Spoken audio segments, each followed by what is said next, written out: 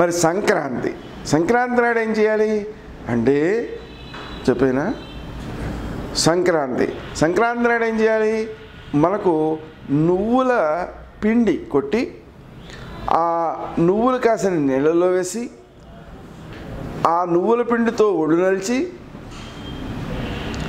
నువ్వులని నీళ్ళల్లో వేసి తీసుకుని ఆ నీళ్ళనే పూజకు వాడి నువ్వులతో హోమం చేసి నువ్వుల్ని దానం చేసి నువ్వుల పిండి వంట చేసి దాన్ని నివేదన చేసి వచ్చినటువంటి వాళ్ళకి పంచి తాము తిని, అర్థం ఏమిటైంది, 6 రకాలుగా తెలలను వాడాలి అని.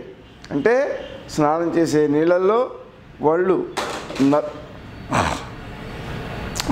స్నానం చేసే నీళ్ళల్లో వేయడం, అలాగే ఒళ్ళు నలిచేందుకు వాడడం, అదేవిధంగా మనం ఆ నువ్వులను భక్ష్యాలలో తయారు చేయడం, హోమానికి వినియోగించడం, దానం చేయడం, భక్షించడం, ఇన్ని రకాలుగా దాన్ని వాడడం ద్వారా ఏమవుతుంది, మనకు నువ్వులు చేసేటువంటి పని చాలా ఘనమైనదండి. అదేం చేస్తుందంటే శరీరంలో ఉండేటువంటి మాలిన్యాలన్నింటినీ కూడా బయటకు గెంటేస్తుంది. ఇంకా విచిత్రంగా ఆ నువ్వులను మనం తీసుకోవడం ద్వారా శరీరంలో ఉష్ణశక్తి పుడుతుంది. మనకు చలి యొక్క ప్రభావం వల్ల ఆహార పదార్థాలను జీర్ణించుకోలేని శక్తి ఉన్నటువంటి సందర్భంలో అదే చలి వల్ల శరీరంలోని మాలిన్యాలను బయటకు గెంటేసే శక్తిని కూడా శరీరం తగ్గించుకుంటున్నటువంటి వ్యవస్థలో వచ్చినటువంటి నువ్వులను మనం ఆ విధంగా స్వీకరించడం ద్వారా శరీరాన్ని మనకు ఆరోగ్యవంతం చేస్తున్నాం అన్నమాట. ఇదైపోయిన తర్వాత మరలా పితృదేవతలను ఆరాధించడం, తర్పణాలు ఇవ్వడం. మనకు గమనించాల్సినటువంటి అంశం ఏమిటంటే లోకంలో ఏ ఇద్దరి అనుబంధంలోనైనా ఎవరెక్కువ లాభపడాలి అంటే ఎవరికి వారే లాభపడాలి, కానీ తమ పిల్లలు లాభపడితే ఆనందపడేటువంటి లక్షణం తల్లిదండ్రులలో మాత్రమే ఉంటుంది. కాబట్టి మనం ఆ పితరులకు తర్పణాలు ఇవ్వడం ద్వారా, చిత్రమైన విషయం అండి, తర్పణాలు ఇవ్వడం అనేది ఏమని చేస్తుందో తెలుసా, మనకు తృప్తి కలిగేలా చేస్తుందండి. మనం ఏ పదార్థాలను తిన్నా, స్వల్పంగా తీసుకున్నా దాన్ని బాగా నవిలి తినడం ద్వారా తృప్తిని పొందినట్లయితే శరీరారోగ్యం బాగుంటుంది. ఆ తృప్తి అనేది లేకపోతే కడుపు పట్టదు, ఇంకా తినాలని ఉంటుంది, తినలేము, పడేయలేము. ఇలాంటి అవస్థలో పదార్థం ఉన్నా కూడా దానివల్ల ఆనందం కలగదు. అందువలన ఆ ఉన్నది ఆనందాన్ని ఇవ్వాలి అంటే తప్పనిసరిగా తృప్తి కావాలి.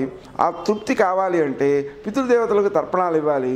దానివల్ల మనకు అభివృద్ధి కలుగుతుంది, అనుభవ యోగ్యత కలుగుతుంది, ఆనందము కలుగుతుంది. అటు తర్వాత ఇంకేం చేయాలి, కొత్తగా వచ్చిన పంటలు ఏవైతే ఉన్నాయో వాటినన్నిటినీ కూడా దానం చేయాలి. అంటే వీలైనంత మందికి మనం అందించాలన్నమాట. ఈ విధంగా ఎక్కువ మందికి ఈ ఆహారాన్ని అందించడం ద్వారా, ఆహార పదార్థాలను అందించడం ద్వారా, పంటలను దానం చేయడం ద్వారా, వస్త్రాలను దానం చేయడం ద్వారా, గుమ్మడికాయ దానం చేయడం ద్వారా, బంగారం దానం చేయడం ద్వారా ఏం జరుగుతుంది అంటే మనం ఈ సంక్రాంతి నాడు ఎవరెవరికైతే దానాలు చేశామో ఆ దానాలన్నిటి వల్ల వచ్చేటువంటి సత్ఫలితం వల్ల మనకు ఆయా సంపదలన్నింటినీ కూడా అనుభవయోగ్యంగా చేస్తాడట సూర్యనారాయణుడు. ఆయనే ఇస్తాడట కూడా, మళ్ళీ జన్మకు కూడా ఇస్తాడట. కాబట్టి మనకేం కావాలి అంటే అనుభవ యోగ్యత కావాలంటే ఈ దానాలన్నీ చేయాలి.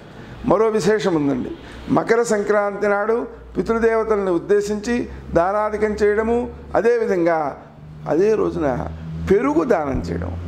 ఆవు పెరుగు తోడెట్టి దాన్ని కనుక దానం చేసినట్లయితే తప్పనిసరిగా వ్యక్తికి అనుభవయోగ్యత వస్తుంది. దాంతోపాటుగా పిల్లలు అనుకూలంగా ఉంటారు, పిల్లలు అభివృద్ధిలోకి వస్తారు.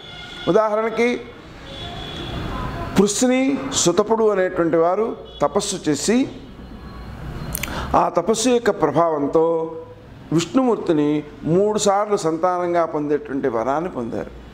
మొదట పృశ్నిగర్భుడిగా పుట్టాడు, తపస్సుకి వెళ్ళిపోయినాడు. రెండోసారి వామనుడిగా పుట్టాడు, దానం పుచ్చుకుని వెళ్ళిపోయినాడు. మూడోసారి కృష్ణుడిగా పుట్టాడు, యశోద దగ్గరికి వెళ్ళిపోయినాడు. కానీ యశోద దానం చేసింది పెరుగు. ఆ కారణంగా ఆమెకు ఆ సుఖం దక్కింది, నందుడికి దక్కలేదు.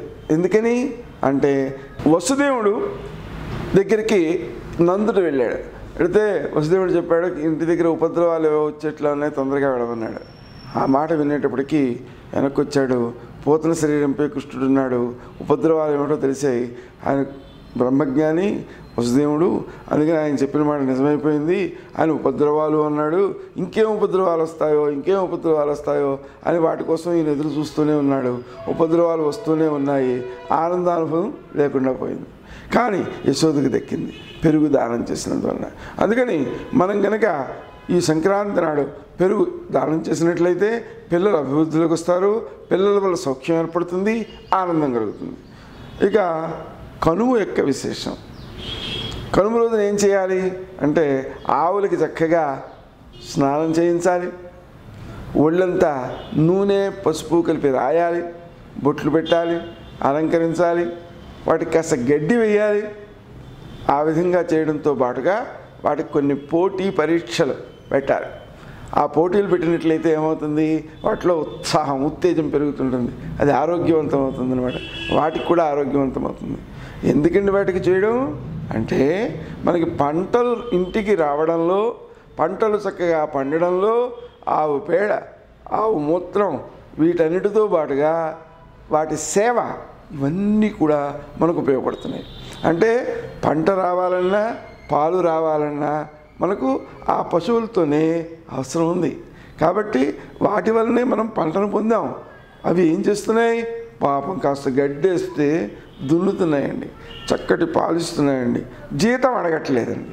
ఎంత గొప్పవండి.